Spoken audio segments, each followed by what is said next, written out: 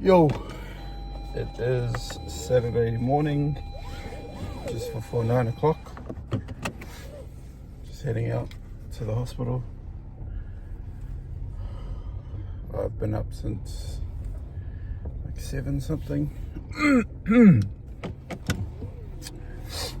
My fiance's gone to work. She got up pretty early, like 5 something. 5:30. I stayed in bed for about an hour and a bit. Just been up working on my essay, fixing, tidying up the formatting of the footnotes, which is actually taking a lot longer. And I think part of the problem is just the amount of footnotes that I have. I've got like 20, and then I also need to, in my conclusion, I've reinforced all of the points that I've made, but I didn't do subsequent references, so I need to do that, where I basically need to call back to the previous footnote by number. And then I also need to check if I need to do a pinpoint for those as well, because it's using the New Zealand law style guide or legal style guide, whatever it's called. And I don't even really understand it, to be honest. I've been using ChatGPT to help. We had a quiz. It was a 10 question quiz, and I used ChatGPT to help with that, and that took me over 2 hours straight up. Because all of the answers, not all of the answers, but when I would ask the question, it would give me an answer, and then I would ask it for where did it get this from, just so I can double check it. I would go to double check it, and then it was different, and I'm like, what is this? So I don't know if it made it easier or made it harder, or I just didn't understand it to begin with, because like the way that he described the New Zealand law style guide or legal style guide, he said it's really simple. You don't need to concern yourself with all of the rules. You just need to concern yourself with like 2 or 3. So I would kind of check that, but it's really hard, like the way that the style guide is written out. It's not every single point has examples, so it refers to previous examples, so then you have to like jump between sections, and it's just really complicated. It's one of the things that I struggled with just like legislation. When you're trying to read something like the Privacy Act, for example, you might be reading a section and then it mentions other subsections, and then you kind of need to go to that to read that, and then it's just like you keep going further and further down a hole, and you kind of like, I find myself getting lost when I do that. So I'm like, what is it saying? So that's kind of the tricky part. And then I guess the thing that in hindsight, I'm gonna have to do it a lot different, to have fewer sources or fewer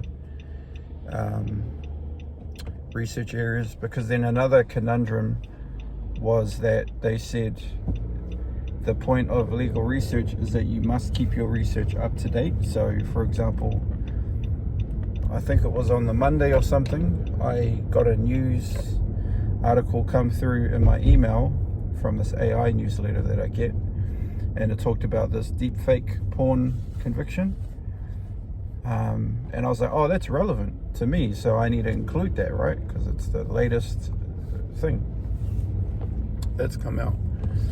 But when you do that and you do more research and you uncover more things, it creates scope creep. It bloats the article, it bloats the essay.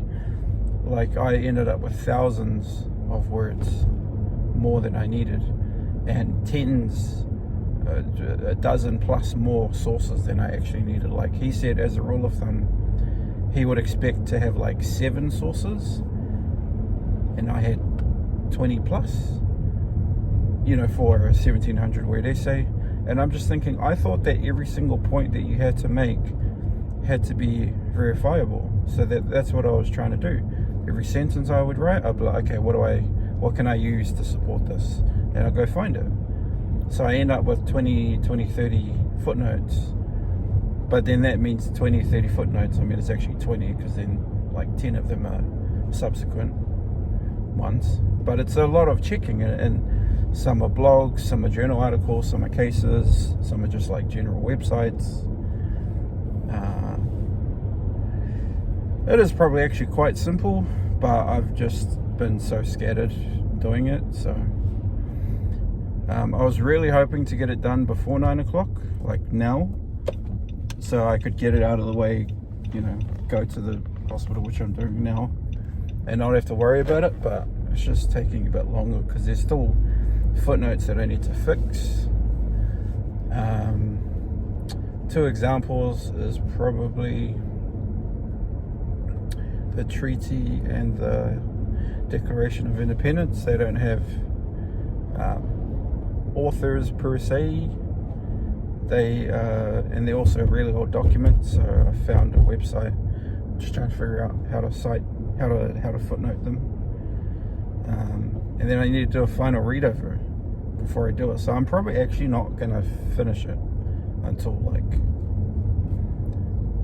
lunchtime, because I'll be there, I'll have my laptop, but then I've got other stuff to do. I need to go home, I need to mow the lawn. That's about it. And then I still have a ton of stuff I need to do. Like I'm 3 weeks behind on my actual course content. So modules 4, 5, 6. We're on module 7 next week. So I need to catch up there. I need to start working on my 10-minute presentation, and then I need to finish my business plan and keep looking for work. And I've got a few emails I need to respond to, and just tons of stuff. People I need to talk to. I'm busy, man. Straight up. So that's part of the reason why I've been struggling to keep up with some of the videos. And the thing is, I haven't done a single Darren Daily post all week, and it's now Saturday. So 5 days in a row I missed because I was just flat out worried about my essay, needing to do something, having an event to go to, just like no mental capacity to do anything else, essentially. So yeah, it's a bit of a morning 8-minute rant. This is probably going to be a long video today, which is yeah, if you're watching, keep you up to date with what's going on. I know that hardly anyone's watching and almost no one's commenting or engaging. Maybe that'll change, but I think this is kind of the tricky thing. It's like when you're so busy, you don't have time for anything else. So when I was doing videos every day and posting every day, like, I was busy, but I think I was, what's going on here? I was splitting my time on things that were not necessarily important. Interesting. It's like they're trying to fix the gates. By the way, if you are familiar with South Auckland, Middlemore Hospital, they have these parking gates, and what we noticed is that the gate always lifts up before you even put the ticket in. So we started thinking, do you even need to pay it? Does it just open automatically? But then some people get stuck, so I'm like, well, maybe it sees your number plate, sees that you've paid, and then opens. I don't know. But it feels like a bit of a scam, because you could be paying for no reason. Or if you don't pay, then, yeah, I don't know. Anyway, I should stop talking and look for a park. See you later. Morena. Sera atu, e we rā tapu. Sunday. It's like 6:44 in the morning, and yes, I'm going for a hikoi. I'm actually walking home to my fiance's place. She dropped me off last night. Stayed home with my parents, watched Lord of the Rings, Return of the King, and then kind of watched the hour-long, wasn't really watching to be honest, interview between Cleo Abraham and the guy from NVIDIA, I forgot his name, and some other stuff. My dad was telling me that Peter Jackson is trying to bring back a mower, so we watched the documentary. It wasn't actually a documentary, it was like a news thing, 4 or 5 minutes, and then we ended up watching one about direwolves, and then I think that's how we ended up on her channel, because she did something on it. So yeah, went to sleep pretty late, 11ish, 12ish. I did 35 push-ups this morning. Did 100 last night, maybe a little bit over 100. One thing I haven't done in a long time is actually weigh myself. So I should probably do that. I think the game replay is on today. I think Samoa Tonga, or one of them's playing. But yeah, going home, get a car, gotta come back and get some medication for her mum. And then after that, I guess I'm gonna work on this essay, finishing the essay, because I sent it to somebody and got a bunch of advice and feedback, and he's kind of like, it's a bit, what did he say, some sentences are too short and some are too long, and it doesn't read that well in some areas. And I'm just like, oh man. He goes, he's impressed that the word count is low, considering it's really bright, considering the nature of the topic. He says he feels like it needs more words. I'm like, yeah, that's the problem. I had 8,000 words across 3-4 different versions. So I've written so many different perspectives, and then I just ended up consolidating into one, and now I'm at, last I looked, 1,800, just under 1,800 words. But as a result, the some of the meaning is lost. We need to focus too much on cutting the word count down. You risk wrecking it, and I think that's what I've done in the pursuit of getting the word count down, rather than making a hard call of what to get rid of, because there's definitely an imbalance where certain sections have a lot and some have not a lot. and I don't really know how to fix that now.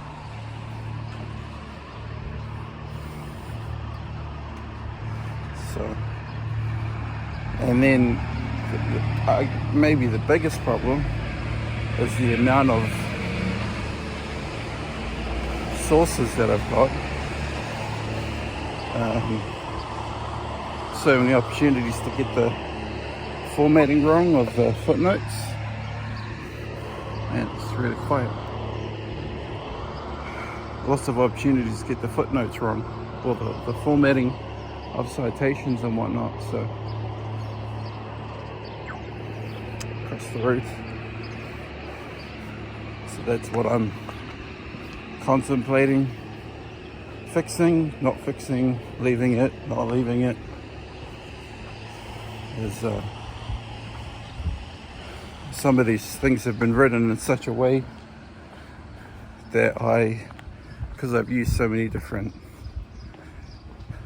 sources, there's a risk of repeating certain things. And one thing that I stumbled upon, which I thought was a brilliant idea, and I don't know if it is, but I certainly thought it was. When I was thinking about this one particular source that I was trying to authenticate, when I actually went to the article, it referenced another person that I hadn't seen anywhere.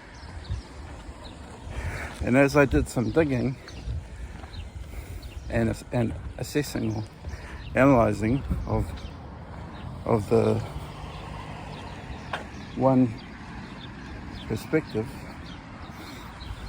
I had this thought like, oh, this is like whakapapa. Talking about knowledge provenance. So when you, in academia, when you're writing stuff, you have to do research. You have to cite, put references, and my understanding, the general rule is you always cite the original source. So for example, let's say I said something like, I don't know, I was trying to think of this to illustrate this to other people, but let's say I said, this is a really weird example, cows have been found to like full milk. Random example. And then let's say another person, excuse me,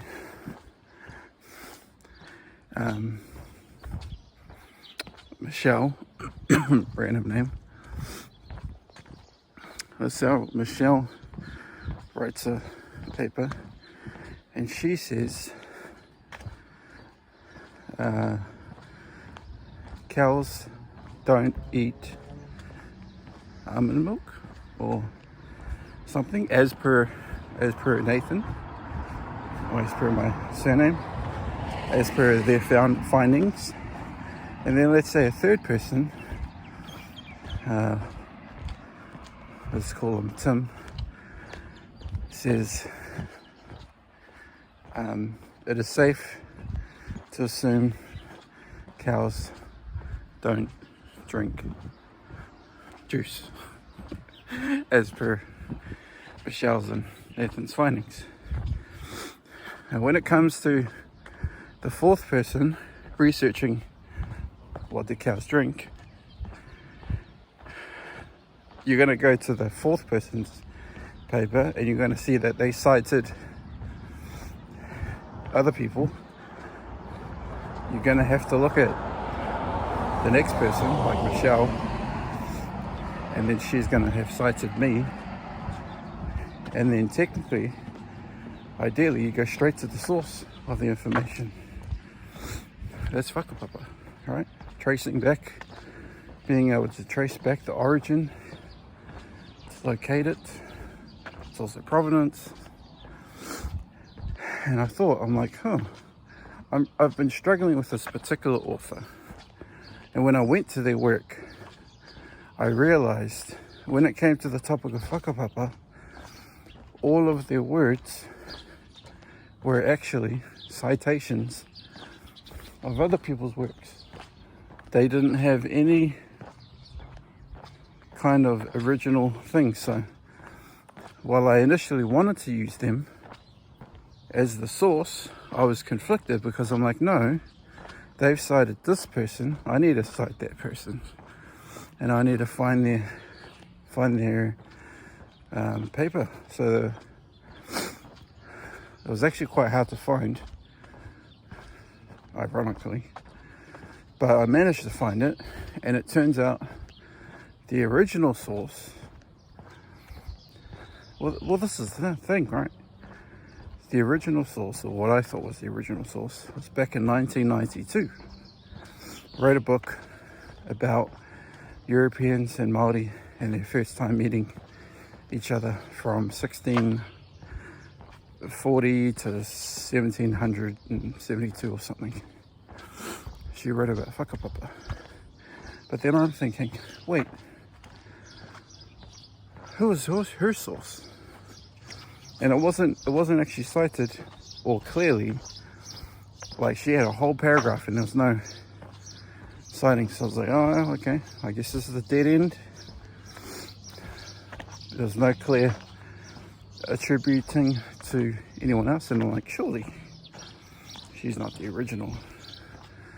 But anyway, it's kind of the point, is you need to be able to trace back the origin.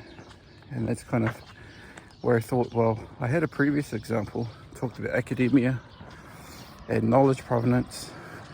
Ooh. Yo, it is Sunday night. Just check the time. Oh wait, I just charged my watch. Why is it not working? Oh wait, I don't know what's going on. I'm pretty sure it's like 10 o'clock or something.